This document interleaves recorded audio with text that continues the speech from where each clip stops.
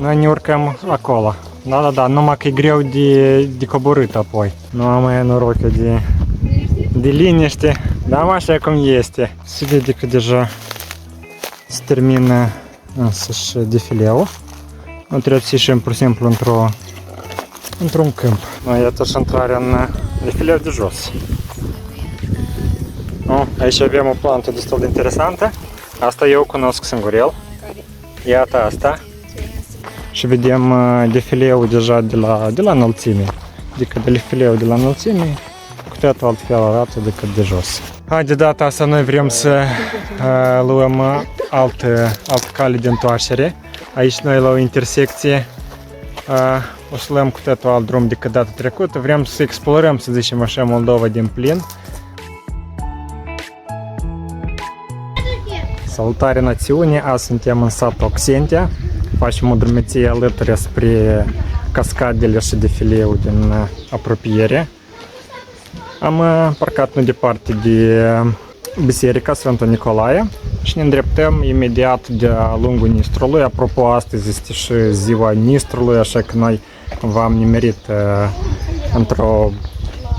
într-o zi în care o să vedem și Nistru și frumusețile care se deschid. Astfel de cascade și de defilee de-a lungul Nistrului sunt multe și noi am mai văzut în ele, chiar Vâșcăuți, e chiar satul următor. Dacă mai țineți minte în vlogul precedent, dacă nu se atașează aici, am fost la Borta Boierului, cam același peisagistic o să avem și astăzi. Așa este capătul satului Oxentia, sau sfârșitul capătului. Sfârșitul, hai să zicem, satului Oxentia. Ultima casă, deși este, nu pot să numesc casă, este un resort. Și drumul deja din drum de asfalt se transformă așa un tip de drum, dar noi mergem în general aici. Deja e alt relief, e cu totul altă priveliște, scumpie foarte frumoasă, înflorit deja mirosul ei. Și merge drept înainte spre frumoasele, să zicem așa, cascade a satului. Cam așa arată drumul nostru, un drum de țară. Iată aici coborârea spre Nistru. Oleacă o să vedem Nistru și ne întoarcem mai departe, fiindcă drumul nostru în general merge încoace, dar vrem să vedem Nistru oleacă mai de aproape. Iată aici Nistru mai departe. Aici e foarte frumos un defileu, ăsta încolo este defileul cel de la Mărcăuți, Molovata. Aici Nistru este larg, asta este un specific pentru zona aceasta. Intrarea în defileu. Defileul de la Oxentia. Drumul nostru merge în vale. Anume noi să luăm defileul din adâncime, fiindcă putem să-l vedem și de sus, dar după experiențele de dățile trecute, vederea de jos este una cu mult mai măreață, cu mult mai impunătoare. O să vedeți și pe parcurs de ce asta are așa mare importanță. Intrarea în defileu și maestru, marele Nistru alături de noi. O leacă de sus țin intrarea în defileu, cu și să-l focusez, iată cam așa se arată. Foarte frumos, e măreț, dar când intrăm înăuntru în defileu, el se arată cu totul altfel, se deschide. Iată și intrarea în defileu de jos. Aici avem o plantă destul de interesantă. Asta eu cunosc singurel. Iată asta. Ori e ceapă, ori e usturoi sălbatic. Să rupem și activăm. Da. Ori e ceapă, usturoi sălbatic. Nu am mai noroc de liniște, dar așa cum este.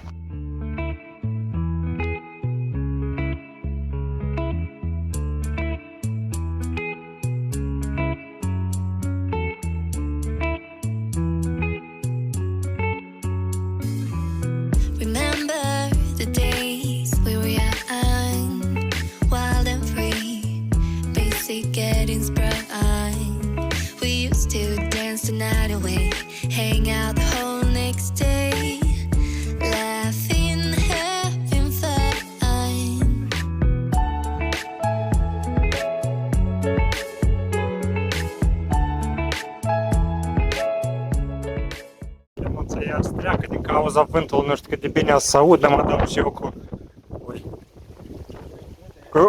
mai aproape. Deci aici noi suntem la o intersecția dintre două cascade. Deci noi nici nu suntem acum la cascade, doar la intersecția dintre ele. Și noi să mergem întâi la una, pe urmă o luăm și pe a doua cascadă. Iată așa arată frumos. Și această intersecție interesantă. Mă scuzați, aici e o chestie personală. Nu legat nici că acum de drumeția asta de azi. Așa, mai glumim. A, tu asta n-ai stai, da? Nu mai tai, Nica. Stai eu. Ok, ieși pe acolo. Miroasa moartă. Nu mai mă miroase nimic. Op! Da. Interesante locuri. Încă și vegetația e alta, mi se pare că trebuie din pe partea cealaltă. În fine, eu am să fac, cred că... Op! Nu vreau să cad. Nu era numai decât prin pirăul ăsta, era locul și partea aceea. Tot pe loc. Tot stau pe loc, da? Așa îmi place mie genul ăsta de drumețui. Când e un pic mai dificil, pietre, apă.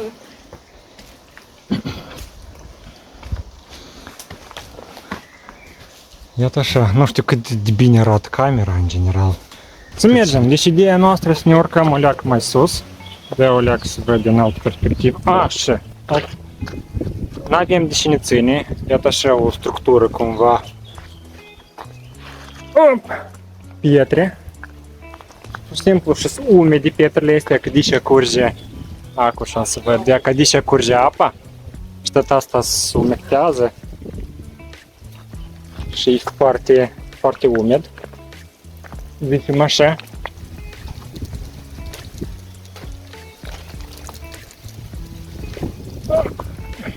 Partea asta. Și Lanț Drumeț că încearcă și ei. Ștefan Primul. Din cauza asta e așa. Ștefan Primul, Alexandru, Dănuța, Alina. Fiecare încearcă cumva să o leacă mai sus. Să urce. Da, aici nu e atât de departe. Noi pe ce am mai fost. Cam toți vă arăt și vedem noi aici, da? Hai să facem așa. Iată-o. Hai să zicem iată așa. Însuși cascada. Avem apă în ea. Așa, jos e Lenuța. Și noi pe urmă mergem în partea aceea. O să mai fie încă o cascadă. Hai că eu și te ridic. Hop. Hop. Așa.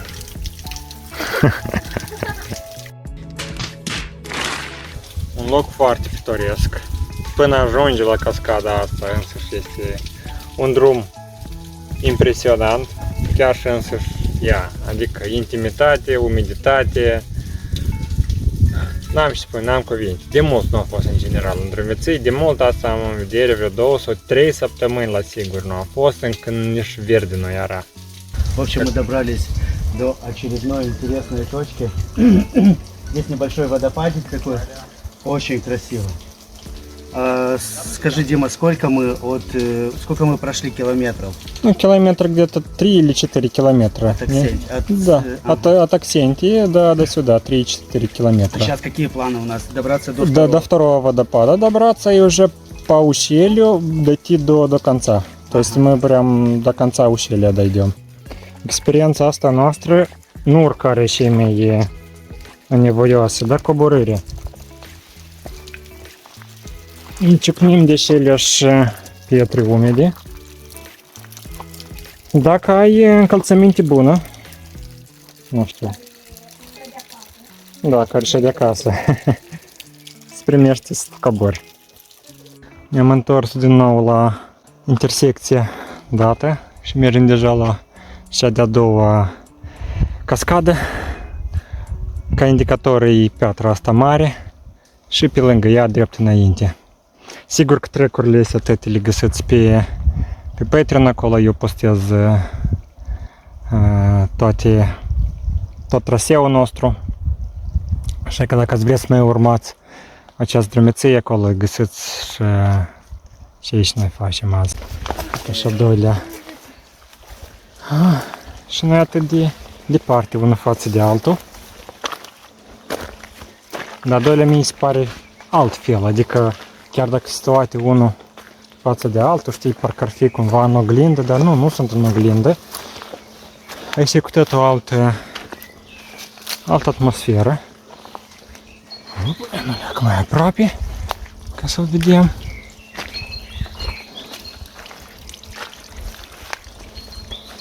Hop, ia câte-le. Suntem în apropiere. Noi desigur trebuie să ne urcăm acolo sus. Așa că peste câteva minute ne vedem. Pentru voi asta e acum. Pentru noi o să iei vreo 5 minute. Iată deci la cele două cascade am vrut să văd așa un fenomen ca rădăcinile astea roșii care curg cumva din cascadă. Asta să întorc camera invers ca să vedem mai și merge vorba. Merge vorba de, uite așa, niște rădăcini. Iată, cred că așa o să fie mai clar. Și rădăcinile, prin ele apa curge.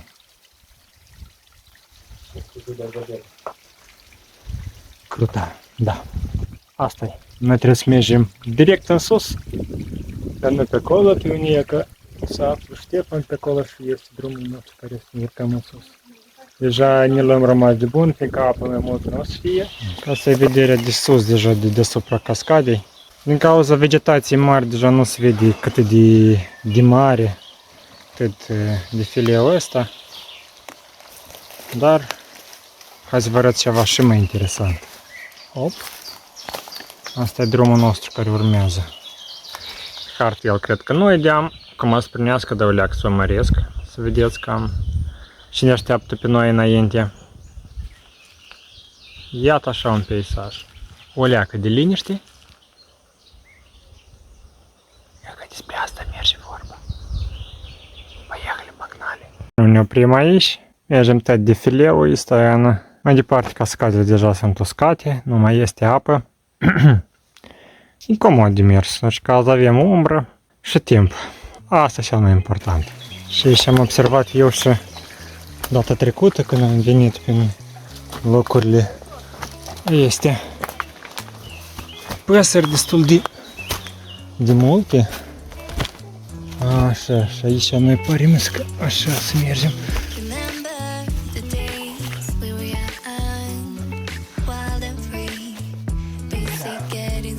Părim că așa.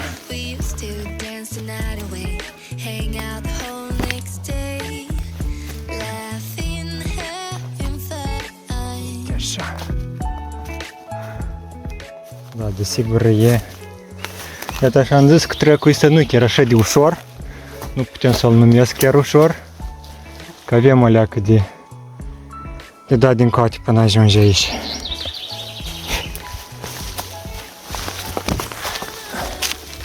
Cel puțin câteva sectoare de este sunt.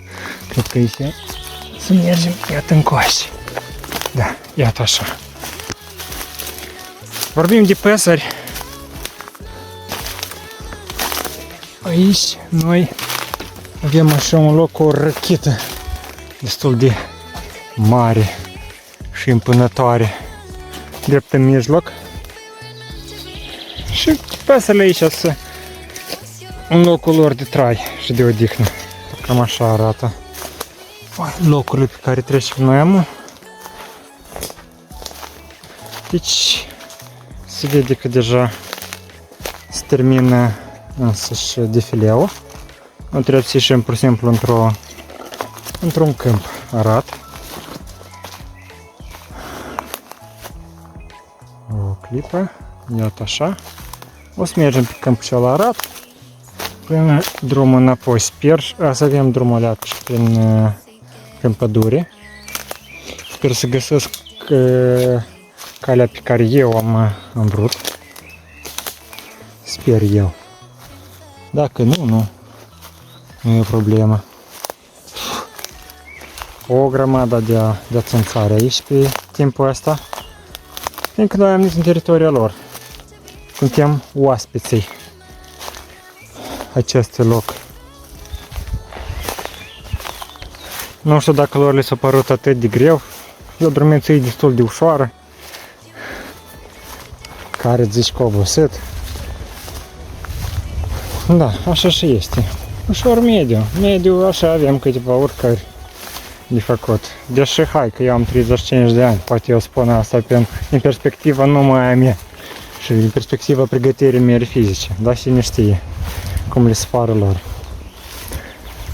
Adică e o părere doar subiectivă din partea mea, că Dumnezeu asta este ușoară medie.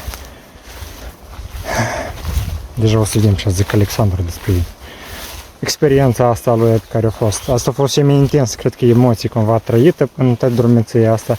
Noi că și dacă ieșim în lanurile de răsărită, de soarea soarelui, deja nu o să mai avem și vedea, adică o să fim în câmp liber, o să fie soare și alea că o să intrăm prin pădure. Suntem aproape la jumătate de drum, deși ce am făcut noi până acum. Da, pe trec încă nu m-am uitat cât am făcut, dar cam da, e jumătate. Și vedem noi după ce ieșim din ăsăși defileu. Este un lan de greu și mergem pur și simplu de-a lungul lanului de greu. Cam asta ne așteaptă drumul de întoarcere. E cam soare, e ora 12, soarele în zenit, dar încotro nu avem, trebuie să întoarcem înapoi spre... vitamina D? Și vitamina D să o luăm. Dar trebuia să coleacă să ne zbrăcăm, că sunt încă în cămaș cu mânica lungă, dacă vreau mai multă vitamina D. Da, și SPF nu ne-am luat pentru protecție solară, așa că văd încă cum fac. Drumeția noastră nu trece fără observație. Și avem noi aici. Avem șerpi și nu sunt singur ce se întâmplă aici și mă tin că ori se bat, ori se mulțesc. Câți doi? De data asta noi vrem să luăm altă cale de întoarcere. Aici noi la o intersecție o să luăm cu totul alt drum decât data trecută. Vrem să explorăm, să zicem așa, Moldova din plin. Harta e cu noi și ziua tot e lungă. Așa că înainte o să luăm pentru o pădurișă nu prea mare. De-am unde o să ne aducă, acolo o să ne ducă. De obicei, astfel de abatere de la traseul principal ne aduc între locuri sau ne arată ceva, niște fenomene interesante în natură. Așa că noi suntem în așteptarea lor. Drumul de întoarcere arată doar așa. Vii. Și din partea asta defileu, care aproape că se termină. Ne apropiem de satul Oxentia, așa ca să finisăm cumva drumeția de azi. A fost destul de scurt, kilometri nu au fost mulți, ușor, de plăcere. Nu e rău drumul pe care l-am ales noi, adică asta noi cumva schimbăm și ieșirile noastre să fie o leacă altfel. Un traseu mai nou pentru mine și eu cred că chiar e mai plăcut asta. La trecut chiar mult am stat în soare, aici mai avem și umbră și vedem defileul deja de la înălțime. Adică defileul de la înălțime cu totul altfel arată decât de jos. Da, adică hai să facem comparație jos, ce am văzut noi până acum și ce vedem de aici de sus. Diferența. Și, dragi urmăritori, trecul nostru s-a încheiat undeva la 8-9 km. Asta nu e mult și ca intensitate, adică undeva în mediu. Mulțumesc că ați fost alături, mulțumesc că ați vizionat până la sfârșit seria aceasta de drumeție. Vreau să vă amintesc că susținerea voastră în ideea pe care eu am, anume 100 de trasee turistice Moldova, ea rămâne în continuare actuală. Am nevoie doar de susținerea voastră, dacă doriți. Cea mai mare susținere asta, desigur că e un like și un comentariu jos că eu fac tot cum trebuie sau nu fac tot cum trebuie. Și desigur încă o mulțumire dacă voi aveți posibilitatea.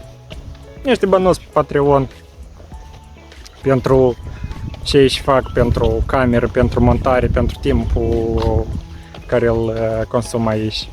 Asta se merită. Dacă se merită, sigur că știți ce să faceți. Tot până data viitoare. Ne vedem. Hai că voi nu l-ați prins cu dânsul gen, hai că știu o scurtătură. Și cum de duci acolo? E, mai bine nu trebuie, Dima, hai înapoi. Noi după logic trebuie să ieșim în sat. Dar nu. Drumul, din păcate, am luat unul care ar trebui să coboare mai spre Nistru, dar el duce înapoi aproape de unde venim. Mergem așa undeva de vreo 20 de minute. Înapoi de nu mai are sens să ne întoarcem. Sunt destul de multe insecte să bag în toate orificiile posibile. Și noi am hotărât totuși să ne întoarcem cumva și spre Nistru, dacă tot am mai încurcat-o câteva drumuri. Să-l vedem mai îndeaproape pe bătrânul Nistru.